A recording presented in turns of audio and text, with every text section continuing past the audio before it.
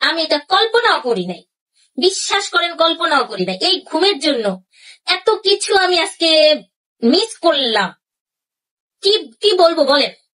এখন এটা যে আমার একটা অপরাধ হয়েছে, জাতি কি আমাকে মেনে নেবে?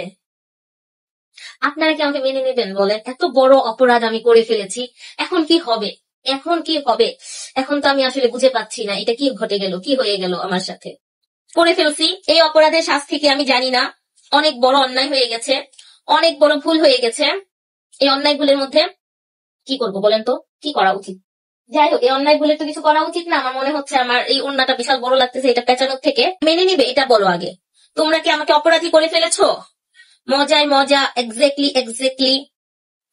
অনেক বেশি রকমের হচ্ছে আমি মজা পাইছি, যেই মজাটা হচ্ছে আমি জানি না ভাই। এক মুখে মানুষ 10 রকমের না 1000 রকমের কথা বলে এই জীবনে জেনে গেলাম, বুঝে গেলাম। বিশ্বাস করেন কোনটা সত্যি কোনটা মিথ্যা আদৌ জানা মুশকিল। হ্যাঁ, আদৌ জানা মুশকিল। পৃথিবীটা যেন কেমন হয়ে গেছে, মানুষের মধ্যে ইমান নাই, ভরসা নাই, বিশ্বাস নাই, আস্থা নাই। এটা আমি খুবই খুবই খুবই অবাক হচ্ছি। একটা মানে একটা সাইডে তুমি যাও, একটা সার্কেল ওয়াইজলি তুমি হাঁটো, এত কিছু কেন হবে? আজকে এর তো কালকে নাই, কালকে তার তো পরশুদিন তার বিরুদ্ধে দাঁড়ায় যাব। Action, super action. Oh my god, আর কি চাই? সোহাগে দেখতে গেলে আবার কার লাইফ মিস করব? কারো লাইফ মিস করবা না, এখন কারো লাইফ মিস করবা না। আমি এই জন্য এই রাতের বিনোদন দিয়েছি। রাত 11:30টায় বলেছি, আরেকটু 5-10 মিনিট লেট করছি শুধুমাত্র আপুরা যেন কোনো লাইফ মিস না করো। খাই সত্যি কথা বলতে, আমরা যাদের লাইভ দেখছি আদৌ কি সব আপনার সত্যি মনে হয়? আমি এটা আপনাদের কাছে কোয়েশ্চেন করতেছি, আদৌ কি সব সত্যি মনে হয়? আমার কাছে সবকিছু এখন সাজানো মনে হয়, কিচ্ছু বলার নাই। ইচ এন্ড এভরিথিং মনে হচ্ছে সাজানো। আপু গো, আজ দেখি সতীর পতন হলো, আজ সরকার পতনের দিন, খুশি হলাম। কয়দিন খুশি থাকবা দেখো। ফয়জল স্মৃতি লিখেছে, কেমন আছেন? ভালো আছি আলহামদুলিল্লাহ। মেহজাবিন আপু লিখেছে, কোনোভাবেই মেনে নেব না, মেনে নেবে না জাতি একেবারে। আপনিও কি কিছু বদনাম, আপনিও কিছু বদনাম করেন, আপনিও গোমর ফাঁস করেন। আমি যদি গোমর ফাঁস করতে চাই তাহলে বিশাল কিছু ফাঁস হয়ে যাবে। আমি যদি কিছু ফাঁস করি তাহলে অনেক কিছু ফাঁস হয়ে যাবে ভাই।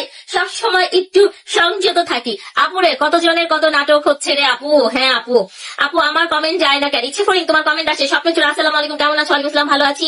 শুরু করছো? আচ্ছা, আমি তো জানি,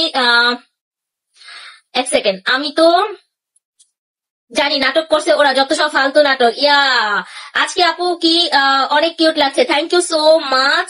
সেই তোমার পেজে প্রথম থেকে আমি। হ্যাঁ আপু, স্বপ্নচোরা আপু একদম আমাদের পুরনো, একদমই। আজকে বোমা ফাটাইতে সবাই লাইভে।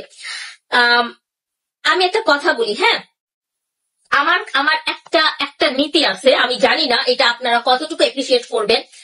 আমি যার সাথে কন্টিনিউ চলতেছি, আমি যাকে নিয়ে অলওয়েজ ভালোভাবে আছি, সো তার একটা মানে এটা কেউ অন্যভাবে নিয়েন না। হ্যাঁ, এগুলো সব করা হচ্ছে বিয়ে ব্যবসায়ীদের জন্য। হ্যাঁ, সো এগুলো মনে হচ্ছে কি আমার স্ক্রিপ্ট বেস কিছু লেখা থাকে, স্ক্রিপ্ট বেসে লেখা যে আমি তোমাকে পারমিশন দিয়েছি, এখন তুমি যত পারো মনে চাই, যত কিছু মনে চাই করতে থাকো করতে থাকো।